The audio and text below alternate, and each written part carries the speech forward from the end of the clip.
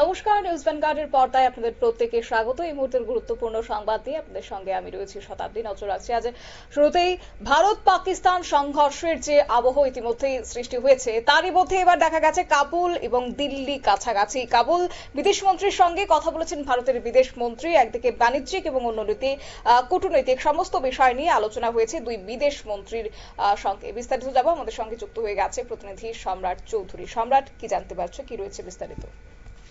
দেখো, ভারত পাকিস্তান যে সংঘর্ষ চলছে, তাদের জঙ্গি কার্যকলাপের একদিকে সহায়তা এবং তার বিরুদ্ধে ভারতের সিন্দুর অপারেশন, এই পরিস্থিতিতে কিন্তু ভারত পাকিস্তানের বিরুদ্ধে বেশ কিছু সিদ্ধান্ত নিয়েছে এবং পাকিস্তানও ভারতের বিরুদ্ধে বেশ কিছু সিদ্ধান্ত নিয়েছে এবং এই সিদ্ধান্তের ঘেরা করলে কিন্তু সম্প্রতি ভারতের আরেক প্রতিবেশী আফগানিস্তান, যেখানে তালিবানদের সরকার রয়েছে, আমাদের সঙ্গে আফগানিস্তানের খুব ছোট্ট সীমানা রয়েছে, একটি পাকিস্তানের এবং চীনের মাঝামাঝি একটা অংশে খুব ছোট্ট সীমানা রয়েছে।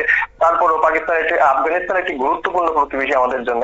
সেই আফগানিস্তানের সঙ্গে কিন্তু আমাদের সম্পর্ক প্রায় নষ্ট হতে চলছিল, কারণ বিভিন্ন রকম ভুল খবর বা ছড়িয়ে দেওয়া হয়েছে আন্তর্জাতিক মহলে। সেই বিষয়টিকে সামনে রেখে কিন্তু সম্প্রতি ভারতের যে বিদেশ মন্ত্রী রয়েছেন এস জয়শঙ্কর তালিবান সরকারের বিদেশ মন্ত্রী আমির খান মুক্তাকিরের সঙ্গে কিন্তু সরাসরি ভাবে কথা বলেছেন এবং দুই দেশের মধ্যে পাকিস্তান ভারতের যে বর্তমান সংঘর্ষের পরিস্থিতি সেই নিয়ে আলোচনা হয়েছে। আফগানিস্তান কিন্তু প্রথম থেকে এই যে ভারত পাক সংঘর্ষ, সেই সংঘর্ষে কিন্তু পাকিস্তানের যে ভূমিকা, সেই ভূমিকার নিন্দা করে কিন্তু ভারতের পাশে রয়েছে এবং এই যে আফগানিস্তানের তালিবান সরকারের যে এই ভূমিকা, সেই ভূমিকার কিন্তু ধন্যবাদ জানিয়ে যথেষ্ট প্রশংসা করেছেন আমাদের বিদেশ মন্ত্রী এস জয়শঙ্কর।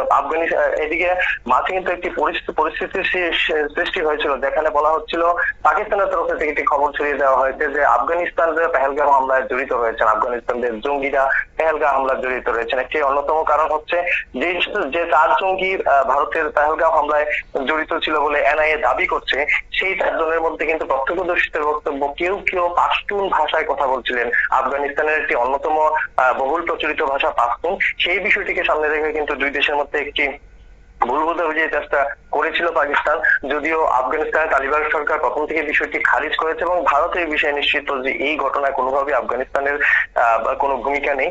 সেই বিষয়টি রেখে দুই দেশের মধ্যে আলোচনা হয়। এদিকে আরেকটি অন্যতম বিষয় হচ্ছে পাকিস্তানের সঙ্গে যে আমাদের বাণিজ্য সম্পর্ক বন্ধ করে দেওয়াতে কিন্তু আফগানিস্তান এবং তালিবান সরকারের সঙ্গে কিন্তু বাণিজ্য সম্পর্ক প্রায় নষ্ট হতে বসেছিল, কিন্তু মাঝামাঝি কোনো সেই ধরনের বড় বন্দর বা সীমান্ত এলাকা নেই। এই জায়গায় ইরানের যে চাহাবার বন্দরটি, সেই বন্দরটি উন্নয়নের বিষয়ে কিন্তু আবার আলোচনা শুরু হয়েছে। চাহাবার বন্দরটি যদি স্থায়ীভাবে চালু করা যায়, সেক্ষেত্রে কিন্তু আফগানিস্তানের সঙ্গে ভারতের সরাসরি বিভিন্ন রকম বাণিজ্যিক সম্পর্ক কিন্তু গড়া যাবে। এই বিষয়গুলি নিয়ে কিন্তু বিদেশ মন্ত্রী তালিবানের সরকারের সঙ্গে আলোচনা করেছেন, যদিও আফগানিস্তানের তালিবান সরকারকে এখন পর্যন্ত ভারত কোন ধরনের স্বীকৃতি দেয়নি। তালিবান সরকার গঠনের পর কিন্তু ভারত পক্ষে কিন্তু তালিবান সরকারের সঙ্গে কোন ধরনের আলোচনা হয়নি, কিন্তু বর্তমান যে পরিস্থিতি, সেই পরিস্থিতিতে স্বাভাবিকভাবে দুই দেশ আন্তর্জাতিক মহলে নিজেদের অবস্থান শক্ত করার জন্য বিভিন্ন দেশের সমর্থন আদায় করছে।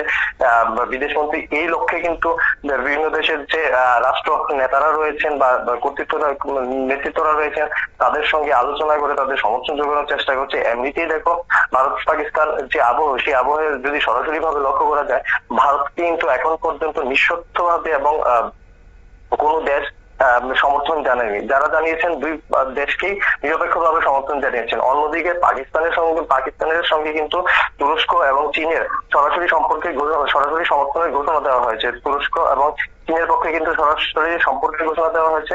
তুরস্কের বিরুদ্ধে কিন্তু নানা ধরনের এই যুদ্ধে সাহায্য করার এমনকি সৈন্য পাঠানোর অভিযোগও রয়েছে, যদিও আন্তর্জাতিক মহলে এখনো সেভাবে সুনির্দিষ্ট তথ্য প্রমাণ বিষয়টি উঠে আসেনি, কিন্তু তুরস্কের যে সাহায্য ছিল সেই বিষয়ে এখন পর্যন্ত নিশ্চিত হওয়া গেছে।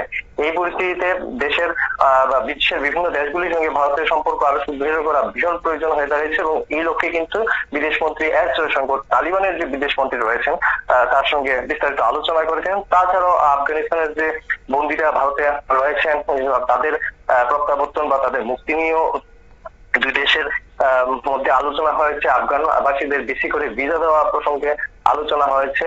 এই যে কঠিন পরিস্থিতি বর্তমানে, সেই জায়গায় কিন্তু আফগানিস্তানের সঙ্গে যেখানে ভারতের সম্পর্ক তেমন একটা বেশি গুরুত্বপূর্ণ বা ছিল না, এতদিন বিষয়টি নিয়ে তেমন একটা আলোচনা হয়নি, সেই জায়গায় কিন্তু আবার আফগানিস্তান বেশ গুরুত্বপূর্ণ হয়েছে এবং সেটির গুরুত্ব বিবেচনায় করে কিন্তু বিদেশ মন্ত্রীর এই উদ্যোগ।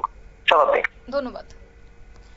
আপনারা শুনলেন, অর্থাৎ ভারত পাকিস্তান সংঘর্ষের আবহে এবার কাছাকাছি এসেছে কাবুল এবং দিল্লি, এবং পাশাপাশি এই প্রথমবারের মতো পেহেলগাম হামলার পর এই প্রথমবারের মতোই দুই বিদেশ মন্ত্রী একসঙ্গে কথা বলেছেন, ফোনে আলাপ করেছেন, এবং বিশ্লেষকদের মতে বর্তমান সময়ে ভারত পাকিস্তান সংঘর্ষের আবহে যে আফগানিস্তান তালিবান সরকারের সঙ্গে বিদেশ মন্ত্রী আমির খান মুত্তাকির সঙ্গে কথা বলেছেন ভারতের বিদেশ মন্ত্রী এস জয়শঙ্কর, তাতে করে দুই দেশের সুসম্পর্ক অনেকটাই দৃঢ় হয়েছে বলে বার্তা এবার বিশ্লেষকদের।